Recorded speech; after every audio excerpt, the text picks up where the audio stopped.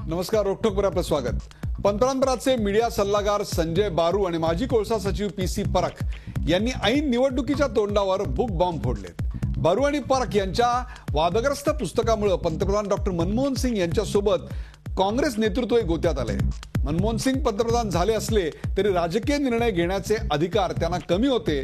सोनिया गांधी याच रिमोट कंट्रोलद्वारे सरकार चालवत होत्या. कॅबिनेट मंत्री निवडण्याचं स्वातंत्र्यही पंतप्रधानांना नव्हतं, असा भडीमार या पुस्तकांमधून करण्यात आलाय. म्हणजे 2004 साली त्यागमूर्ती काँग्रेस पक्षाध्यक्षा सोनिया गांधींनी पंतप्रधानपद नाकारलं, मात्र सत्ता स्वतःकडेच ठेवली का? मग युपीए राजवटीत सिंग इज किंग कधीच नव्हते का? सत्तेविना जबाबदारी आणि अधिकाराविना प्रशासन हे सोनियाजींचं मॉडेल यशस्वी ठरलं का अयशस्वी झालं? संजय बारूंनी आपल्या पुस्तकाची प्रत आठवडाभर आधी पंतप्रधानांना पाठवली होती. मात्र नेहमीप्रमाणे डॉक्टर मनमोहन सिंग यांनी याबाबत मौन बाळगलं. युपीए सरकारच्या अपयशी कारभारातून स्वतःला दोषमुक्त करण्याचा तर हा मनमोहन मार्ग तर नाही ना. लोकसभा निवडणुकीच्या धामधुमीत ही वादग्रस्त पुस्तकं प्रकाशित झाल्यानं काँग्रेसच्या तोंडाला चांगलाच फेस आलाय. यामग भाजपची राजकीय खेळी तर नाही ना, का यामग मनमोहन सिंगांचा स्वतःवरचाच एक मंत्रघोष आहे? या आणि अशा मुद्द्यांबाबत सविस्तर चर्चा करूयात PM फेसबुक या रोखठोक कार्यक्रमात.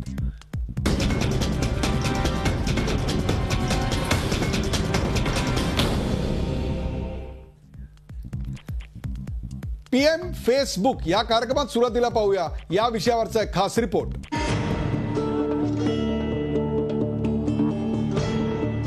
पंतप्रधान मनमोहन सिंग यांचं युपीएच्या मंत्रिमंडळातील सहकार्यांवर नियंत्रण नव्हतं का? युपीएतील काही मंत्री स्वतःच्या मर्जीनं काम करतात का? आणि त्याच वेळी मनमोहन सिंग गप्प बसून राहतात का? असे अनेक प्रश्न आम्ही नाही तर 2 निवृत्त अधिकाऱ्यांनी उपस्थित केलेत.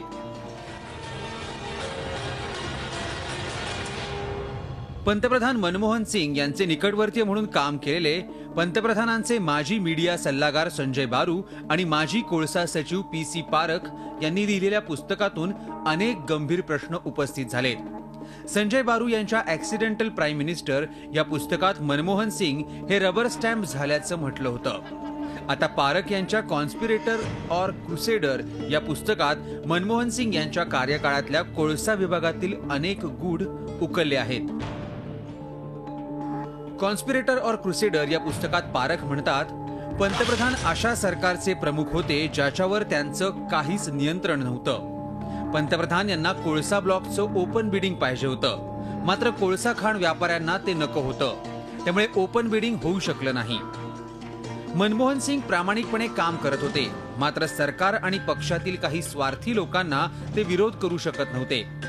कोळसा मंत्री शिबू सोरेन आणि दासारी राव यांच्याकडून ओपन बिडिंगवर वारंवार अडचणी वाढवण्याचा प्रयत्न केला जात होता. त्यावर पंतप्रधान मनमोहन सिंग एकदाही बोलले नाहीत. काही खासदार IAS अधिकाऱ्यांचा अपमान करतात असं आपण पंतप्रधानांच्या निदर्शनास आणून दिलं. याला पंतप्रधानांनीही दुजोरा देत आपल्यालाही कटू अनुभव येत असल्याची कबुली दिली. Members of Parliament who have become blackmailers and extortionists. They blackmail officers, they blackmail chief executives of government companies. I saw how ministers have reversed the decisions of the Prime Minister. Prime Minister agreed with putting coal market to open in internet-based auction. The ministers reversed it. पारख यांच्या पुस्तकातील अनेक गौप्यस्फोटांमुळे सोनिया गांधी आणि मनमोहन सिंग यांच्या विरोधात विरोधकांच्या हातात आयतं खोलीत मिळालंय. बड़ी लॉबी इसमें शामिल है और वो लॉबी जो है वो कांग्रेस के सत्ता के गलियारे में सबसे बड़े हैसियत रखने वाली थी. लोग इसलिए आज सूद ब्याज के साथ हिसाब किताब जब मांग रहे हैं तो कांग्रेस जवाब नहीं दे पा रही है. किस मुंह से जनता के बीच जाएगी? कोयले की कालिख लगा के जाएगी, महंगाई की माला पहन के जाएगी, घोटालों के घुंघरू पहन के जाएगी क्या? पुस्तकाच्या प्रकाशनाचे टायमिंग आणि निवृत्त अधिकाऱ्यांच्या भाजप प्रवेशाचा मुद्दा पुढे करत काँग्रेसनं बचावात्मक भूमिका घेतली आहे. पहला सवाल ये है कि ये कौन सा मौका है बुक लॉन्च करने का? उनको 6 साल लगे किताब लाने में, और वो भी इलेक्शन के बिल्कुल दरमियान में, और अब पारेख साहब की किताब आ रही है, वो भी इलेक्शन के दौरान में। ये चक्कर क्या है? ये कोई कॉन्स्पिरेसी है क्या? काँग्रेस काहीही दावे करत असली तरी पंतप्रधानांचे निकटवर्तीयच त्यांच्या कारभारावर प्रश्नचिन्ह उपस्थित करत असल्यामुळे ऐन निवडणुकीत काँग्रेसची मोठी अडचण झालीये एवढं मात्र खरं। Bureau report, Zee media, Delhi. PM Facebook या विषयावर चर्चा करण्यासाठी आज माझ्यासोबत आहेत अभय देशपांडे, ज्येष्ठ राजकीय विश्लेषक अभय देशपांडे। अभयजी, आपलं या स्टुडिओमध्ये स्वागत। आपल्या बरोबर आहेत काँग्रेसचे प्रवक्ते सचिन सावंत। सचिन सावंत, आपलं स्वागत। विनय सहस्त्रबुद्धे, नेते आणि प्रवक्ते, भारतीय जनता पक्ष। डॉक्टर विनय सहस्त्रबुद्धे, आपलंही स्वागत। आणि काही क्षणात आपल्या बरोबर असतील भालचंद्र कांगो, भारतीय कम्युनिस्ट पक्षाचे नेते। भालचंद्र कांगो आमच्या औरंगाबादच्या स्टुडिओमधनं आपल्या बरोबर असतील। पहिला प्रश्न साहजिकच सचिन सावंत यांना। सचिन सावंत, पीसी पारेख माजी कोल सेक्रेटरी आणि संजय बारू हे माध्यम सल्लागार, या दोघांची पुस्तकं अशा वेळा आली की या क्षणाचं वर्णन दुष्काळात 13वा महिना असं करावं लागेल। याचं कारण काँग्रेसचं आता बरं चाललेलं नाही असं ओपिनियन पोलमधनं दिसतंय। आणि त्याच वेळेला ही पुस्तकालय आणि काँग्रेसमधले, प्रशासनातले आणि पक्षामधले मतभेद चव्हाट्यावर आले। पहिली गोष्ट अशी की ओपिनियन पोलचा संबंध हा 2003 पासून सत्यतेमध्ये नाही, कारण 2003 पासून काँग्रेस कधी सत्तेवर येईल आणि बहुमताने येईल, चांगल्या मताने येईल असं कधीच कुठल्या ओपिनियन पोलने म्हटलं नाही। परंतु वेळोवेळी 2004ची निवडणूक असेल, 2009ची निवडणूक असेल, आमची मताधिक्य वाढत गेलेलं आहे, हे तिथेच लक्षात घेतलं पाहिजे। ज्या तऱ्हेनं आता हे जे काही आलेलं आहे, एक पहिली गोष्ट लक्षात घेतली पाहिजे, याचं टायमिंग का आलेलं आहे की एवढे दिवस आज इलेक्शनची आचारसंहिता सुरू होऊन देखील झाली, प्रचार जोरात असताना या वेळेला ते येणं म्हणजे निश्चितपणे त्याच्यामध्ये मोठे प्रश्नचिन्ह निर्माण होतात। आणि दुसरी गोष्ट अशी की एवढ्या वर्षानंतरच यांना उपरती का होते की ज्या ज्या वेळेला आपण पाहिलं की म्हणजे ह्याचा तुम्ही आलेख घेतलात की ह्याच्याही अगोदर अनेक आर के सिंग असतील, होम सेक्रेटरी होते, त्यांनी जोपर्यंत होम सेक्रेटरी म्हणून काम करत होते त्यावेळेला त्यांना त्या होम मिनिस्ट्रीमध्ये कोणतीही अडचण वाटली नाही। परंतु ज्या वेळेला त्यांनी ती सोडल्यानंतर त्या ठिकाणी त्यांना अडचण वाटली। व्ही.के. सिंगही तसेच। परंतु ह्यांचा नंतरचा जो प्रवास असतो तो तुम्ही पाहिलात तर भाजपाच्या दिशेने असतो। त्यामुळे परक असेल किंवा त्या ठिकाणी बारू असतील, यांच्या क्रेडेन्शियल्स बद्दल निश्चितपणे प्रश्नचिन्ह उभं करण्याची आवश्यकता आहे। एक तर परक यांच्या संदर्भात पाहायला गेलं, ज्यांनी त्या ठिकाणी म्हटलेलं आहे, अतिशय चोख आणि तुमची बाजू बरोबर मांडलेली आहे की ज्या ज्या लोकांनी अशी पुस्तकं लिहिली त्यांचा पुढचा आयुष्याचा प्रवास हा भारतीय जनता पक्षाकडे झालेला आहे। आणि याचं टायमिंग लक्षात घेता याच्या मागे भारतीय जनता पक्ष असू शकतो असा आपण दावा केला आहे। डॉक्टर विनय सहस्त्रबुद्धे, सरळ सरळ युद्ध लढता येत नाही, सरळ सरळ युद्धात काँग्रेसला तुम्हाला पराभूत करता येत नाही, म्हणून अशा प्रकारचे छुपे वार तुम्ही करताय असाच एक ध्वनित अर्थ सचिन सावंत यांच्या बोलण्यातून येतोय। काय सांगाल? हा तुमच्या मार्केटिंगचा, इलेक्शन मार्केटिंगचा नवीन फंडा आहे असंच एक प्रकारे त्यांना म्हणायचं आहे, काय सांगाल तुम्ही? असं की मला असं वाटतं की हा अतिशय विनोदी आणि हास्यास्पद आरोप आहे, पण क्षणभर तो खरा आहे असं जरी मानलं तरी त्यामुळे जे मुद्दे पारख आणि त्याआधी संजय बारू यांनी उपस्थित केले आहेत त्या मुद्द्यांची उत्तरं कशी मिळणार आपल्याला, हा प्रश्न आहे। प्रश्न पुस्तक कोणी लिहिलं, कधी लिहिलं, का लिहिलं हा नसून त्या पुस्तकात काय लिहिलं हा आहे। त्या प्रश्नाला बगल देण्याकरता सचिन सावंत या पद्धतीचे अनावश्यक मुद्दे इथे मांडतायत। मला असं वाटतं की संजय बारू काय किंवा पारख काय, आता पारख साहेबांचं पुस्तक जर आपण वाचलं असेल, आजच ते प्रकाशित झालंय, पण सहज जर ते चाळलं तर आपल्याला लक्षात येतं की त्यांनी भारतीय जनता पार्टीच्या काही खासदारांवर देखील टीका केली आहे। त्यामुळे आमच्याच खासदारांवर टीका करून आणणारं पुस्तक आम्ही प्रकाशित करू किंवा आम्ही त्याला प्रोत्साहन देऊ असं तर होण्याची काही शक्यता नाही। आणि त्यामुळे याच्या मागे भारतीय जनता पार्टी आहे असं म्हणणं हा एक कांगावा आहे। प्रश्न असा आहे की त्यातल्या आरोपांना सचिन सावंत यांच्याकडे काय उत्तर? बरोबर आहे सचिन सावंत, आणि याचं एक महत्वाचं कारण असं आहे, बोला बोला नाही असं आहे, एक पहिली गोष्ट की नाही आता मला बोलू द्या, मी पूर्ण करतो सचिन सावंत, मी पूर्ण करतो म्हणजे आपल्याला समग्र उत्तर देता येईल। माझं म्हणणं असं आहे की याच्यामधनं जे आतापर्यंत लोकांना वाटतच होतं की 2 सत्ता केंद्र आहेत आणि एक प्रकारे म्हणजे आपल्याला माहिती आहे की मराठीमध्ये राम गणेश गडकरींनी असं म्हटलं होतं की राजा म्हणजे जगाचा उपभोग शून्य स्वामी, इथे सोनिया गांधी या स्वामित्व शून्य उपभोक्ते आहेत, त्यांना स्वामित्व नकोय, ओनरशिप नकोय, जबाबदारी नकोय, फायली बघायच्या, सही मात्र करायची नाही। हा जो निर्णय घ्यायचे नाहीत, बरोबर आहे, मी त्या मुद्द्यावर येतो। परंतु मला एक सांगा, ही जी 2 सत्ता केंद्र आहेत हे भारतीय जनता पक्षामध्ये सुद्धा दिसतं, त्यांच्यावरही तसे आरोप होऊ शकतो. आपल्याकडे प्रधानमंत्री पद असतं आणि त्याहीपेक्षा सुद्धा राष्ट्रीय स्वयंसेवक संघाचाही एक छुपा हात किंवा हात हा शब्द वापरता येणार नाही, परंतु छुपी पकड असते. त्याविषयी काय म्हणाल? अजिबात असं नाही. आमच्या काय म्हणजे सोनिया गांधींचं सत्ता केंद्र आणि राष्ट्रीय स्वयंसेवक संघाची भूमिका याच्यामध्ये महदंतर आहे. राष्ट्रीय स्वयंसेवक संघ केवळ काही मुद्द्यांवर मत प्रदर्शन करतो. अनेकदा वाजपेयी सरकार आणि संघ यांचे खुले मतभेद झालेले आहेत. आम्ही एक खुल्या पद्धतीने काम करणाऱ्या संघटनांचा समुच्चय आहोत. आमच्याकडे असं छुपे छुपे फाईल घरी पाठवायची असलं काही होत नाही आमच्याकडे. त्यासाठी पुलोक चटर्जींसारखा कोणी माणूस आम्हाला नेमावा लागत नाही. आमचं उघड उघड आहे आणि वाजपेयींसकट सगळ्यांना संघाच्या संबंधांबद्दल अभिमान होता. कधीही कोणी ते लपवले नाहीत. विनयजी, आता बोलू का मी? एक मिनिट. ज्यावेळी वाटलं त्यावेळी आपली नाराजी व्यक्त केली. ज्यावेळी वाटलं त्यावेळी आपली नाराजी व्यक्त केली. त्यामुळे सचिन सावंत यांचं उत्तर काय ते बघूया. सचिन सावंत उत्तर देण्या अगोदर त्या पुस्तकामधले आक्षेप काय आहेत, आरोप काय आहेत, किती गंभीर आहे लक्षात ठेवा. पंतप्रधानांना पी बालू आणि एम राजा यांना पंतप्रधान पदांना या दोन्ही करप्ट मंत्र्यांना मंत्रिमंडळात घ्यायचं नव्हतं, ठेवायचं नव्हतं, परंतु तरी त्यांना घ्यावं लागलं. परराष्ट्र मंत्री दौऱ्यावरून आल्यानंतर पंतप्रधानांकडे ब्रीफिंगच्या आधी सोनिया गांधींकडे ब्रीफिंगला जायचे आणि 3-3 दिवस पंतप्रधानांना ब्रीफिंग व्हायचं नाही. कृपा करून माझी इमेज प्रोजेक्ट करू नका असं पीएम त्यांचे माध्यम सल्लागार बारू यांना का बरं म्हणाले? पीएमना त्यांच्या कामाचं क्रेडिट मिळत नव्हतं. उदाहरणार्थ मनरेगा ही कल्पना त्यांची होती. पीएमना अर्थमंत्री म्हणून प्रणव मुखर्जी यांच्या ऐवजी रंगराजन हे हवे होते, ते त्यांना नेमता आले नाहीत. आणि सर्वात महत्वाचं म्हणजे राजकारणी नोकरशाहीचा वारंवार अपमान करतात अशी तक्रार त्यांच्याकडे केल्यानंतर माझ्याही बाबतीत असंच काहीसं होतंय अशा प्रकारची ही घुसमट त्यांनी व्यक्त केली. काय सांगाल? पहिली गोष्ट, आपण हे सगळे फेस व्हॅल्यूला घेत आहोत. जसं विनय सहस्त्रबुद्धे म्हणाले की अनेक प्रश्न उपस्थित होतात, तर तशाच तऱ्हेचे प्रश्न काही थोडेसे अडचणीचे होते जे वंजाराने उभं केले होते, थोडेसे श्रीकुमारने उभं केले होते. ह्या सगळ्या प्रश्नांची फेस व्हॅल्यूने आपण घेतल्यानंतर इतके मोठे प्रदीप शर्माचे फार मोठे प्रश्न, आजच्या पेपरची बातमी तर फारच म्हणजे अतिशय महत्वाची आणि त्याची उत्तर नरेंद्र मोदींनी दिली पाहिजेत. मग ती का ते टाळायला थांबतात?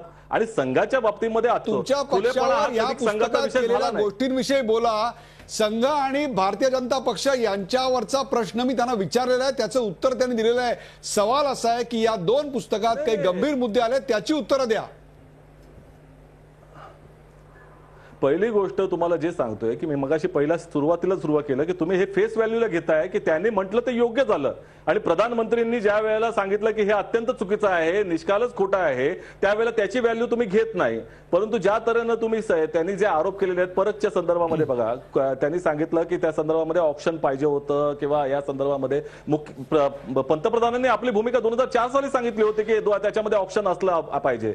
परंतु भाजपच्या सगळ्या मुख्यमंत्र्यांनी त्या ठिकाणी वसुंधरा राजे असतील ज्यांच्याकडे माइन्स आहेत, त्याच्या ठिकाणी छत्तीसगडचे मुख्यमंत्री रमण सिंग असतील, त्याचबरोबर तुमचे शिवराज सिंग चौहान असतील, बिजू पटनायक असतील, झारखंडचे मुख्यमंत्री असतील, पश्चिम बंगालचे मुख्यमंत्री असतील, त्यांनी यांना विरोध केला होता आणि तो रिटर्न विरोध आहे त्या ठिकाणी की ऑप्शन होऊ नये. जी प्रक्रिया स्क्रीनिंग कमिटीच्या माध्यमातून चालली आहे तीच त्या ठिकाणी झाली पाहिजे. वाटपाच्या संदर्भामध्ये देखील बघायला गेलं तर 57 खाणीच्या वाटपाच्या संदर्भामध्ये कॅगने जो अहवाल दिला होता की याच्यामध्ये चुकीचं झालंय, त्यातल्या 54 खाणी या भाजपच्या शासित प्रदेशातल्या होत्या आणि त्याच्यामध्ये राज्य सरकारचे रिकमेंडेशन आहेत आणि ती स्क्रीनिंग कमिटीमध्ये गेल्यानंतर त्याला तिकडे ऑब्जेक्शन नव्हतं, त्यांचा सपोर्ट त्या ठिकाणी होता त्याला. आणि अचानकपणे ही सगळा भ्रष्टाचार झालाय अशा तऱ्हेचं एक चित्र निर्माण करतात आणि स्वतःला सुशीरभूत म्हणवण्याचा प्रयत्न जो चालतो, मला वाटतं भाजपकडनं आणि RSSच्या भूमिकेमध्ये ते अपेक्षितच आहे. परंतु माझा मुद्दा मूळ असा आहे की परक ही व्यक्ती किंवा स्पष्ट म्हणायचे की हे दोन्ही पुस्तकाचे लेखक खोटं बोलतायत, हे दोन्ही पुस्तकाचे लेखक खोटं बोलतात असं तुम्हाला निश्चितपणे स्वतःचं पुस्तक विकायला पाहिजे. त्याच्यामध्ये आजकाल हा नवीन फॅड निर्माण झालेला आहे की अर्थार्जन करण्याकरता पुस्तकाचा मार्ग करायचा, काहीतरी गॉसिप निर्माण करायचं आणि अशा तऱ्हेचे निकालाचा आरोप मोठमोठ्या प्रतिष्ठित व्यक्तींवर करायचे आणि स्वतःचा फायदा उपटून घ्यायचा. त्याला सबस्टॅन्शिएट करण्याकरता त्याच्यामध्ये काही पुरावे नाहीत किंवा कशा तऱ्हेचे हे आरोप सिद्ध होऊ शकत नाहीत. सचिन सावंत, ब्रेकवर जाण्यापूर्वी मला एक इथे ऑब्झर्वेशन नोंदवावं असं वाटतं. मग या पुस्तकांची मागणी जर एवढी असेल, आत्ताच मला अभय देशपांडे सांगत होते की ऑक्सफर्ड बुक डेपो मध्ये तिथे 200 कॉपीज एका दिवसात संपल्या. मग यानंतर हेलिकॉप्टरवर, टेट्रा ट्रकवर आदर्शवर अशा प्रकारची पुस्तकं येतील का आणि तीही अशी हातोहात खपतील का? PM फेसबुक या कार्यक्रमात आपल्यासोबत विनय सहस्त्रबुद्धे, सचिन सावंत, अभय देशपांडे आणि भालचंद्र कांगो आता आपल्याबरोबर आलेत, औरंगाबादच्या स्टुडिओमध्ये आहेत. हा प्रश्न घेऊन मी जातो. या सेगमेंटचा पहिला प्रश्न अभय देशपांडे तुमच्याकडे. तुम्ही चर्चा ऐकली, दोघांची बाजू ऐकलेली आहेत. मला पहिले सांगा, संजय बारू पहिली गोष्ट आणि दुसरी गोष्ट परख, या दोघांच्या पुस्तकातून त्यांनी जे लिहिलंय ते असत्य म्हणायचं का? त्याच्या टायमिंग बद्दल काय सांगाल? आणि तिसरी गोष्ट म्हणजे या सगळ्यामध्ये कुठेतरी एक गोपनीयतेचा भंग केल्याचा आपल्याला एक स्ट्रिक दिसते का? नाही, एक तर हे टायमिंग जर म्हणाल तुम्ही तर मला वाटतं की अशा प्रकारची पुस्तकं लॉन्च करण्याचं एक साधारणतः एक टायमिंग बघितलं जातं. ते निवडणुकीचं वातावरण असतं, राजकीय हवा यावेळेस असते आणि यामागे कोणीतरी आहे असंच निष्कर्ष जर काढायचा झाला तर मागच्या आठवड्यात प्रकाशित झालेलं जे गुजरात की सच्चाई पुस्तक आहे, जे गुजरातच्या विकासाचं पोलखोल करणारं होतं, त्याच्याही मागे कोणाचा तरी हात आहे का असं काहीतरी शोध आपल्याला असं काहीतरी शोध घ्यावा लागेल, म्हणजे तोच निकष लावायचा म्हटलं तर. आणि दुसरी गोष्ट मला वाटतं की आतापर्यंत जर या संदर्भात जे जाहीरपणे चर्चा होत होत्या, जे काही फार गोपनीय गोष्ट आहे असं नाहीये. मुळात आघाडीच्या राजकारणात त्या सरकारचं किंवा ह्याचं नेतृत्व करणाऱ्या त्या सरकारवर काही मर्यादा येतात, त्या नेतृत्वावर काहीतरी मर्यादा येतात, कारण ते वेगवेगळ्या पक्षांचं सरकार असतं. त्यातच पुन्हा ऍडमिनिस्ट्रेटिव्ह चीफ आणि पॉलिटिकल चीफ हे जर वेगळे असतील तर त्या मर्यादा आणखी संकुचित होतात. इकडे या सरकारमध्ये मनमोहन सिंग हे ऍडमिनिस्ट्रेटिव्ह चीफ होते, म्हणजे जबाबदारी होती. पॉलिटिकल चीफ होत्या, अगदी बरोबर आहे, पॉलिटिकल चीफ होत्या, त्या सोनिया गांधी होत्या, त्या UPAच्या चेअरमन होत्या. पॉलिसी डिसिजन किंवा धोरणात्मक निर्णय घेण्याचे अधिकार कोर ग्रुपला होते आणि त्याचे इम्प्लिमेंटेशन जे असतं त्या प्रशासकीय पद्धतीमध्ये ते करण्याचे अधिकार पंतप्रधानांकडे होते. स्वाभाविकच मला वाटतं की त्यांच्या अधिकाराचं संकुचन झालेलं आहे. आता प्रश्न झाला गोपनीयतेचा, तर याच्यामध्ये राष्ट्रीय हिताला धोका पोचेल, बाधा येईल अशा कुठल्या गोष्टीचं मला वाटत नाही की त्यांनी काही खुल्या केल्यात. यात त्यांनी एवढंच सांगितलं की निर्णय घेण्याची प्रक्रिया आणि पद्धत कशी होती. आता ही पद्धत म्हणजे कायदेशीर दृष्ट्या जे आहेत म्हणजे योग्य आहे का, तर त्या म्हणाल ते UPAच्या चेअरमन म्हणून त्यांना स्टेटस पदाच्या एकूणच पदाचं आणि त्यांच्या उंचीचं त्यांच्यासारख्या ऑक्सिब्रिज ग्रॅज्युएटचं कुठेतरी अवमूल्यन झालं. तसं अवमूल्यन दाखवायचं सांगायचं झालं तर अनेक घटना आहेत. म्हणजे सरकारने काढलेला अध्यादेश कुठेतरी येऊन कोणीतरी बाहेरचा व्यक्ती जो खासदार आहे तो जाहीर प्रेस कॉन्फरन्समध्ये फाडतो, तिथेही अवमूल्यन होतं. पण या घटनेत मला वाटतं की UPA चेअरमन म्हणून त्यांना एक काहीतरी त्या सरकारच्या संचलनाचे काही कायदेशीर अधिकार त्यांच्याकडे होते. त्यामुळे त्यांच्याकडे जर काही गोष्टी गेल्या असतील किंवा त्यांचा सल्ला त्याबाबत घेतला असेल तर ते काही फार गैर झालं असं म्हणतात. विनय सहस्त्रबुद्धे तुमच्याकडे येतोय, पण आधी आपल्या बरोबर आता भालचंद्र कांगो आहेत. भालचंद्र कांगो, या पुस्तकातल्या काही गोष्टी अत्यंत भयानक आहेत, अत्यंत अस्वस्थ करणाऱ्या आहेत.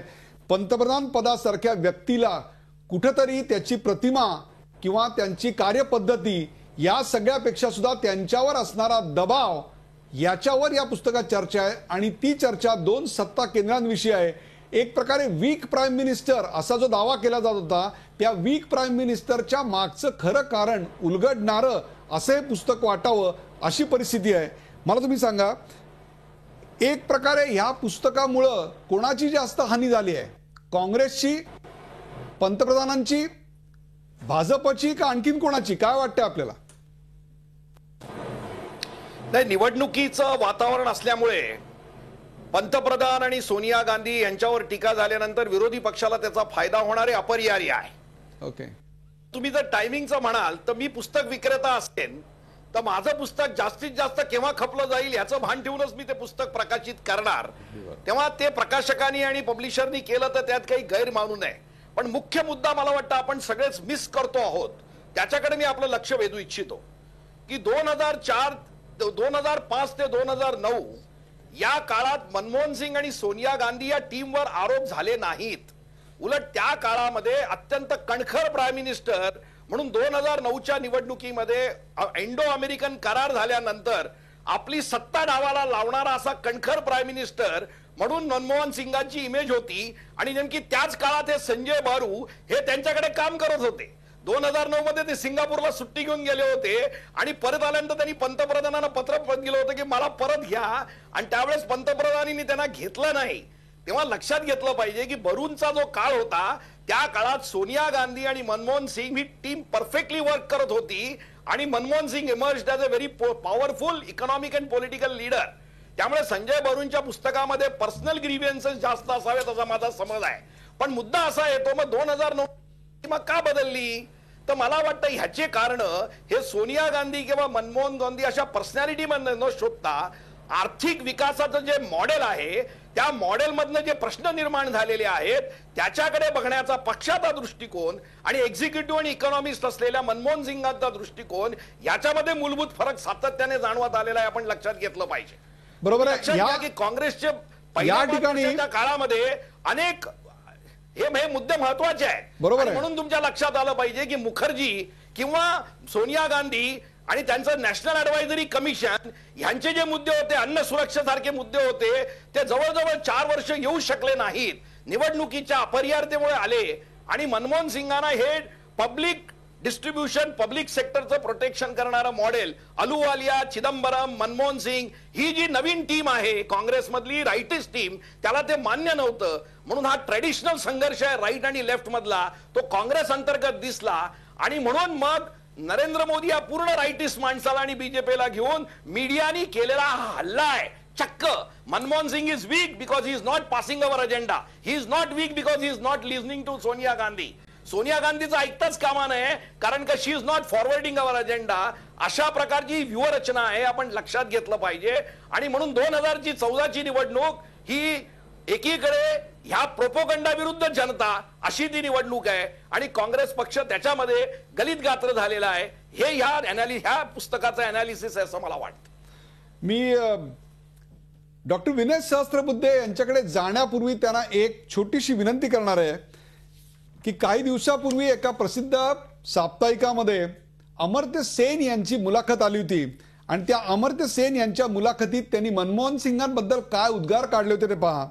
मनमोहन सिंग हे अतिशय चांगले अर्थतज्ञ आहेत, पण त्यांना राजकारणातले छक्के पंजे फारसे माहीत नाहीत.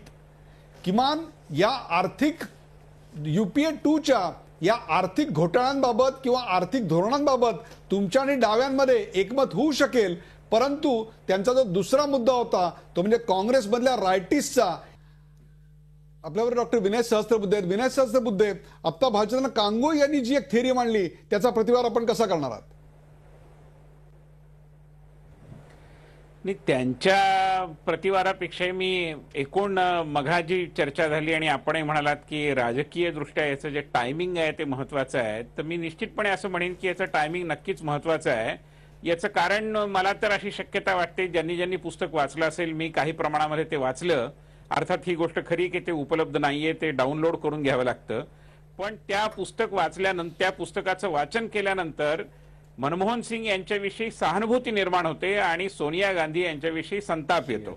आणि त्यामुळे मला तर असं वाटतं की संजय बारू यांच्यासारख्या एका विचारी लेखकांनी आणि एक पत्रकारांनी अतिशय योग्य वेळी हे पुस्तक मनमोहन सिंगांच्या संमतीनेच बाजारात आणलं असण्याची शक्यता आहे. कारण मनमोहन सिंगांना कमीत कमी सत्तेतून पायउतार होत असताना ज्या ज्या आरोपांचं धनी आपल्याला व्हावं लागलं त्याचं खरं कर्तृत्व जे आहे ते सोनिया गांधींचं आहे. मी काही फार त्याच्यामध्ये गुंतलेलो नव्हतो, हे स्पष्ट करण्याची एक संधी या निमित्ताने या पुस्तकाने उपलब्ध करून दिलेली आहे. आणि मला असं वाटतं की हा काँग्रेसच्या अंतर्गत जे काही एक संघर्षाचं सुप्त वातावरण आहे त्याचा हा परिणाम आहे. आज आपण बघा की संजय बारू यांची जी बॉडी लँग्वेज आहे ते अनेक टीव्ही इंटरव्ह्यू मध्ये आले, आपल्याला जाणवतं की त्यांच्या मनात एक असं थोडंसं संकोच आहे की आपण मनमोहन सिंगांच्या बद्दल अशा प्रकारचं लिहितो आहोत. आणि शेवटी ज्याच्याबरोबर 5 वर्ष काम केलं त्याच्याविषयी कोणीही माणूस अशा पद्धतीने लिहिणार नाही, परंतु त्यांनी ते लिहिलं तर एका व्यापक व्यूहरचनेचा भाग आहे. आणि त्यामुळे सोनिया गांधी यांच्या एकूण कार्यकर्तृत्वाविषयी, त्यांच्या एकूण रणनीतीविषयी आणि त्यांच्या जबाबदारी न घेता सत्ता उपभोगण्याच्या तंत्राविषयी एक प्रकारची चीड, एक प्रकारचा संताप निर्माण होतो. आपण सचिन सावंत यांच्याविषयी बरोबर आहे. सचिन सावंत म्हणजे एक प्रकारे टायमिंग महत्वाचं. डॉक्टर मनमोहन सिंग यांच्या प्रतिष्ठेच्या पुनर्स्थापनेचा हा मंत्रघोष म्हणायचा का हा पुस्तक, किंवा संजय बारू आणि PC परख यांच्या रूपानं त्यांना एक चांगले जनतेच्या दरबारात आपली बाजू मांडणारे वकील मिळाले असं जाहीर करायचं का? कारण आता तसा एक प्रयत्न आपल्याला भारतीय जनता पक्षाकडून होताना दिसतोय. एक प्रकारे 16 मेला जो निकाल लागणार आहे त्यातल्या काँग्रेसच्या पराभवाच्या सुरुवातीचं हे चॅप्टर आहे असंही ते म्हणतील. याच्यानंतर त्याला काय उत्तर असणार आहे तुमचं? सहस्त्र बुद्धीजी सहस्त्र प्रकारे आपली बुद्धी वापरून काहीतरी तर्क काढण्याचा प्रयत्न करतायत, परंतु लोकांना तो पटणारा नाही. पहिली गोष्ट अशी की 2008ला त्यांनी स्वतः ज्या वेळेला राजीनामा दिला तो या उद्देशाने दिला होता की 2009ला सत्ता परिवर्तन होणार आहे. त्यामुळे संजय बारू हे अतिशय अपॉर्च्युनिस्टिक व्यक्तिमत्व आहे हे त्या ठिकाणी दिसून आलं होतं. पण 2009ला ज्या वेळेला ते परत आमचं सरकार आलं आणि अधिक मताने आलं त्यावेळेला हे पुन्हा गृहस्थ आले आणि म्हणाले की आम्हाला परत घ्या. त्यावेळेला याच आमच्या पंतप्रधानांनी त्यांना घेतलं नव्हतं पीएमओ मध्ये. त्यामुळे ह्या सगळ्या गोष्टी जर दिसल्या तर सहस्त्रबुद्धेंचा जो काही आता त्यांनी जो तर्क मांडण्याचा प्रयत्न केला तो किती निष्फळ आहे हे दिसून येतं. पहिली गोष्ट या संदर्भामध्ये जर आपण यांच्या एका पुस्तकांच्या मध्ये जी काही चर्चा आली वीक प्राईम मिनिस्टर, या देशामध्ये खऱ्या अर्थानं जर वीक प्राईम मिनिस्टर कोण असेल तर ते अटल बिहारी वाजपेयींच्या 6 वर्षाच्या काळात वेळोवेळी ते प्रूव्ह झालं होतं की सगळ्यात वीक प्राईम मिनिस्टर हे अटल बिहारी वाजपेयी त्या ठिकाणी ठरले होते. या मनमोहन सिंगांनी ज्यांनी पाकिस्तानला एकटनबेग मध्ये जाऊन ठणकावलं सगळ्या मीडियाच्या समोर की या ठिकाणी अशा तऱ्हेचं चालणार नाही असा पंतप्रधान, ज्यांनी न्यूक्लिअर डीलच्या संदर्भामध्ये ठाम भूमिका घेतली तेच पंतप्रधान. सचिन सावंत, आपण या पुस्तकावर बोलतोय, आपण या पुस्तकातल्या गोष्टीबद्दल बोलूया. सचिन सावंत, आपल्या पुस्तकाबद्दल असं लिहिलेलं आहे पीएम ऑफिस लक्षात घेतलं पाहिजे. पीएम ऑफिस मधल्या मंत्र्यांची आणि अधिकाऱ्यांची निष्ठा ही पीएम पेक्षा सुद्धा सोनियाजींकडे जास्त होती. या देशाचे परराष्ट्र मंत्री दौरा करून आल्यानंतर एक रीत म्हणून, एक प्रोटोकॉल म्हणून पंतप्रधानांकडे आधी जाऊन त्याचं रीतसर ब्रीफिंग करत नव्हते तर ते आधी सोनियाजींकडे जात होते. हे सगळं काय दर्शवतं? हे 2 सत्ता केंद्र दर्शवत नाही का? आणि त्यातलं पहिलं सत्ता केंद्र या सोनियाजी होत्या आणि दुसरं मनमोहन सिंग होते. नाही, मला एक गोष्ट याच्यामध्ये कळत नाही की तुम्ही जे म्हणता त्या पुस्तकामध्ये लिहिलेलं आहे त्या व्यक्तीच्या संदर्भामध्ये त्यांच्या एका कॅरेक्टरबद्दल प्रश्नचिन्ह असताना त्याच्याबद्दलचे तर्क त्या ठिकाणी निघतात. तर त्याच्यानंतर तुम्ही जर हा संदर्भामध्ये जर विचार केला तर या 10 वर्षामध्ये जी प्रगती झाली, ज्या तऱ्हेने देशाचा विकास झाला, ज्या तऱ्हेने देशाने पावलं उचलली, ज्या तऱ्हेने राईट बेस्ड इकॉनॉमी आपण घेऊन आलो, ज्या तऱ्हेने जनतेचा फायदा झाला, 14 कोटी जनता गरिबी रेषेच्या बाहेर आली, हे एनडीएच्या 6 वर्षाच्या काळात झालं नव्हतं. आणि जर हे 6 वर्षाच्या काळात झालं नव्हतं तर ते ह्या 10 वर्षाच्या काळामध्ये अतिशय सक्षम पंतप्रधान ज्यांनी या देशाला नेतृत्व दिलं, या रिसेशन पिरियडमध्ये देखील भारताला अत्यंत सक्षम अर्थव्यवस्था म्हणून त्या ठिकाणी प्रस्थापित केलं. पाकिस्तानच्या बरोबर संबंध असताना जे अटल बिहारी वाजपेयी 10 वेळा झुकत होते त्याच्याबद्दल त्याच्याही पक्ष कणखरपणे त्याला त्या परराष्ट्र नीतीला हँडल जर केलं असेल तर मला असं वाटतं की हे जे काही आहे ते पंतप्रधान, मी येतो तुमच्याकडे, तुम्ही पुन्हा पुस्तकाच्या मूळ हेतूकडून बाजला होताय. मला एक छोटासा प्रश्न विनय सहस्त्रबुद्धे यांना विचारायचा आणि त्याच्यानंतर आपण भालचंद्र कांगोंकडे जाऊया. 2004 साली सत्तेचा त्याग अशा प्रकारचं एक प्रचंड मोठं वादळ या देशात आलेलं होतं. ते वादळ आता शमलं असं म्हणायचं का? त्याचं सत्य उघड झालं याचा तुमच्या पक्षाला आनंद होत असणार आज? निश्चितपणे आनंदाचं आम्हाला तेव्हापासूनच माहिती होतं की खरी सत्ता ही 10 जनपथ मध्ये आहे आणि मनमोहन सिंग हे कठपुतळी सारखे. असं लक्षात घ्या, मनमोहन सिंग हे 89 साली रिटायर झाले होते. त्यांना रिटायरमेंट नंतर युजीसीचं चेअरमन केलं गेलं होतं. मग अचानक नरसिंह रावांना त्यांच्यात काही गुण दिसले आणि त्यांना अर्थमंत्री केलं गेलं. मग आता घरी परत कसं पाठवायचं म्हणून त्यांना राज्यसभेचं विरोधी पक्ष नेतेपद दिलं गेलं. आणि 2004 मध्ये ज्यावेळी बाईंना एकदम अंतरात्म्याचा आवाज आला त्यावेळी त्यांना असं वाटलं की हा कठपुतळी सारखा माणूस बरा आहे की जसा आपण हलवत तो हलेल, आणि म्हणून त्यांना पंतप्रधान यांच्याकडे काही महत्वाकांक्षा होती, त्यांच्या स्वतःचा काही योजना. अत्यंत दुर्दैवाची भाषा, ही अत्यंत वाईट पद्धतीची भाषा विनय सहस्त्रबुद्धे देशाच्या पंतप्रधानांच्या बद्दल वापरत आहेत. मी त्यांचा निषेध करतो या ठिकाणी. देशाच्या पंतप्रधानाच्या संदर्भामध्ये भाषा ज्या तऱ्हेने करताय तुम्ही. विनय सहस्त्रबुद्धे, याच पंतप्रधानांनी आपल्याला अणु करार घडवून आणून दिलेला होता. त्यावेळेला त्यांची कणखरता अनेक वृत्तपत्रांनी, चॅनल्सनी, अगदी परदेशी वृत्तपत्रांनी सुद्धा आणि त्यातल्या भाजपातल्या एका गटानं सुद्धा त्याच्याबद्दल कौतुक केलं होतं. याची आठवण मी तुम्हाला या ठिकाणी करून देतो. परंतु मी जातो भालचंद्र कांगो यांच्याकडे. भालचंद्र कांगो, सत्तेविना जबाबदारी आणि अधिकाराविना प्रशासन हे मॉडेल एक प्रकारे आता फेल गेलं असं आपण जाहीर करायचं का? तुमचा प्रश्न महत्वाचा आहे, पण विनय सहस्त्रबुद्धेंना मला आठवण करून द्यायची एका गोष्टीची की 2004 साली जेव्हा काँग्रेसला बहुमत मिळालं आणि डाव्या पक्षांच्या साह्याने सरकार केलं तेव्हा सोनिया गांधी या पंतप्रधान होऊ नयेत म्हणून त्यांच्या 2 प्रमुख नेत्या उमा भारती आणि सुषमा स्वराज यांनी त्या काळी स्टेटमेंट केलेलं मला माहिती आहे. एक जण म्हणाली मी मुंडन करीन आणि दुसरी म्हणाली मी जमिनीवर झोपीन चणे खाईन, पण सोनिया गांधी पंतप्रधान होता कामा नये. म्हणजे देशाच्या आपण ही जनतेने चर्चा दिलेला निर्णय देखील आम्हाला मान्य नाही हे सांगण्याचा प्रयत्न करणारे आणि मग सोनिया गांधींनी जेव्हा मनमोहन सिंगांना पंतप्रधान केलं तेव्हा काही बोलता येणं शक्य नव्हतं. हा एक मास्टर गेम सोनिया गांधी खेळल्या त्याची आठवण मला झाली म्हणून मी सांगितलं. महत्वाचा मुद्दा तुम्ही लक्षात घेतला पाहिजे की जर पक्षप्रमुख वेगळा असेल आणि पंतप्रधान वेगळा असेल किंवा मुख्यमंत्री वेगळा असेल आणि पक्षप्रमुख वेगळा असेल तर हे प्रॉब्लेम्स येतात. मी आठवण करून देतो एनरॉनच्या वेळेस की एनरॉनच्या रिबेक्का मार्क आल्या आणि त्यांनी महाराष्ट्राच्या मुख्यमंत्र्यांना 12 वाजल्यापासून 2:30 पर्यंत तुमच्या त्या विधानसभेमध्ये ताटकून ठेवलं आणि त्या बाळ ठाकरेंची भेट घ्यायला गेल्या. तेव्हा कोणी असं नाही म्हणालं की 2 सत्ता केंद्र आहेत, एक बाळ ठाकरे आणि मुख्यमंत्री. तेव्हा सगळ्यांना चाललं. तेव्हा सोयीस्कररित्या प्रत्येक जण अर्थ काढत असतो. पण हा डेमोक्रेसी मधला मोठा चॅलेंज आहे की तुम्ही पक्षप्रमुख जर असाल, पक्षाचं एक धोरण असतं आणि त्या धोरणासाठी तुम्हाला मतं मिळालेली असतात म्हणून ते धोरण राबवणं हे पंतप्रधान आणि मंत्र्यांचं काम आहे आणि ते बघणं हे पक्षप्रमुखाचं काम आहे. ते करताना इंटरफिअरन्स किती करावा, कसा करावा, तो कायद्याच्या चौकटीत कसा करावा हा टेक्निकल तांत्रिक मुद्दा असू शकतो. पण लोकशाहीमध्ये सत्ता ही पक्षाला आणि ज्या पक्षाला बहुमत मिळालंय त्याला दिलेली आहे, पंतप्रधानाला दिलेली नाही. ते मॉडेल बदलण्याचा प्रयत्न आता अबकी बार मोदी सरकार भाजप को वोट दो अशा पद्धतीने चाललंय आणि हा लोकशाहीला धोका आहे. या निमित्ताने मला स्पष्ट करावं असं बरोबर आहे. आपण या कार्यक्रमाचा शेवट करताना जातो मी अभय देशपांडे यांच्याकडे. या संदर्भात एक महत्वाची गोष्ट म्हणजे UPA 1चा मगाशी उल्लेख केला तर त्या संदर्भात त्यावेळेस डाव्या पक्षाचा पाठिंबा होता म्हणून त्या सरकारला त्यावेळेस त्यांच्या अजेंड्याप्रमाणे कॉमन मिनिमम प्रोग्रामप्रमाणे काम करावं लागलं. त्याच्याबद्दल फारसे वादप्रवाद झाले नाहीत.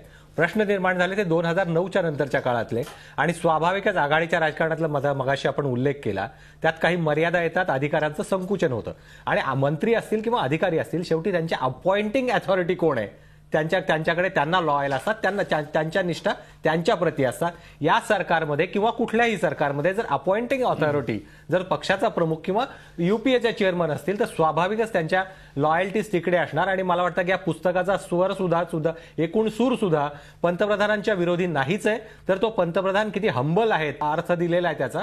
यात कुठेही पंतप्रधानांना कमकुवत म्हणलेलं नाहीये तर त्यांना म्हणलेलं की त्यांना कसे काही करता आलं नाही इच्छा असतानाही असा साधारणतः या सगळ्या पुस्तकाचा सूर आहे. भारतीय राजकारणाचे कसे रंग या 2 पुस्तकातनं बाहेर आले ते आपण पाहिलं की एक प्रकारे पंतप्रधानांच्याच कार्यकर्तृत्वाचा, पुनर्स्थापनेचा, पुनर्प्रतिष्ठापनेचा किंवा त्यांची प्रतिष्ठा पुनर्प्रस्थापित होईल याकरता असलेला हा मंत्रघोष होता का यातून आणखीन काही बाहेर यायचं होतं. सत्तेविना जबाबदारी आणि प्रशासन, अधिकाराविना प्रशासन हे मॉडेल उघडं पडलं का? 2 सत्ता केंद्र असल्यानंतर नेमकं काय होतं? हे एकमेव अशी 2 पुस्तकं आहेत का यानंतर टेट्रा ट्रक किंवा 2G 3G कोलगेट रेलगेट अशा प्रकारची पुस्तकं येणार आहेत का?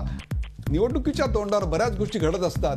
जे वरती येतं तेच सत्य नसतं, त्याच्या खाली बरंच काही असतं.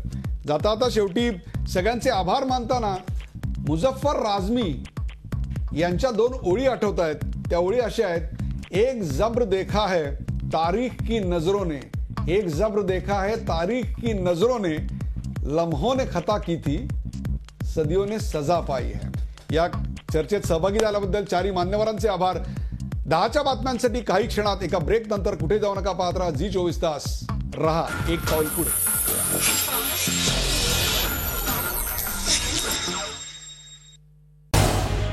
झी24 तास रहा एक पाऊल पुढे.